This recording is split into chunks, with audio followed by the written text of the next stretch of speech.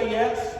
But if we keep sharing, and we keep going, we keep being bold and courageous with the gospel and sharing it and proclaiming it in a compelling, passionate way, some are going to say yes. And when that happens, guess what? The world is going to start to turn upside down for some people.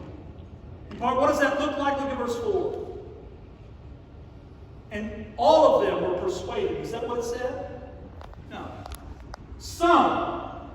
You know, they're not everybody. Not every person you share the gospel with is going to say yes to Jesus. But the fact that some may say no should not stop you from seeking out those who might say yes.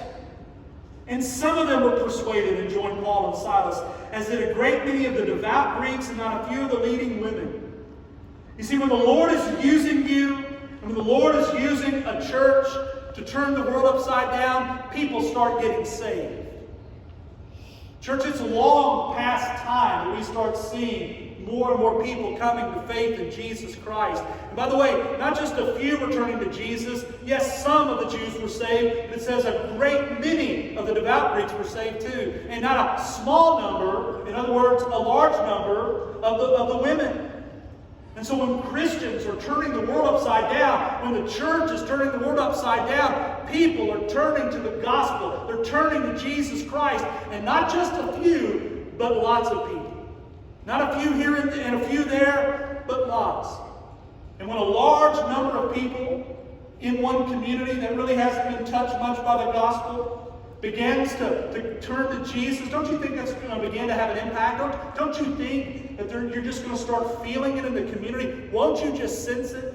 This community of Thessalonica was actually a prominent city. It was the chief city in the Macedonian region, located along a famous highway known as the Ignatius Way. Very prominent city, over 200,000 people in population there, and 2 or 3 guys walk in with a religious message. You know, you don't think that just 2 or 3 guys in a populated center of over 200,000 would change the vibe of that city, but indeed it did happen.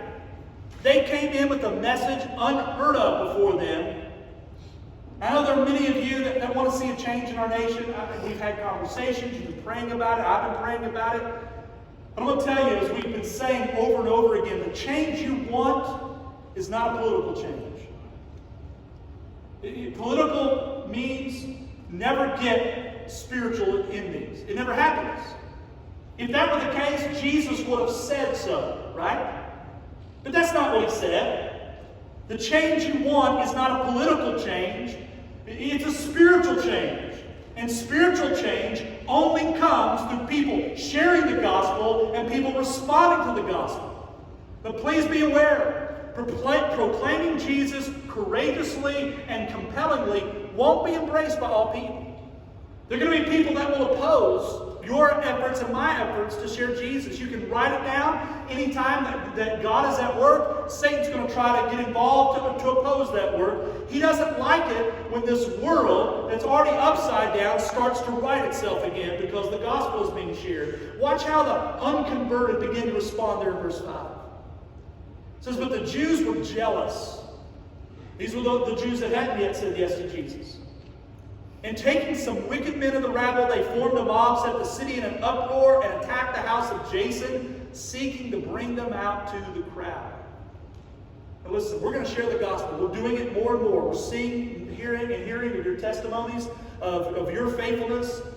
And I promise you, I shouldn't say promise, but it is highly unlikely in our lifetime that there's going to be someone in our community that's going to rouse up the wicked men and women of our community so that they form a mob and come against us because we're talking about Jesus. It's highly unlikely. Could it happen? Yes, but it's highly unlikely. But that doesn't mean that the world is not going to come against us anyhow in other ways. It doesn't mean that Satan's not going to try to push back and try to undermine our efforts and try to derail what we're trying to do here.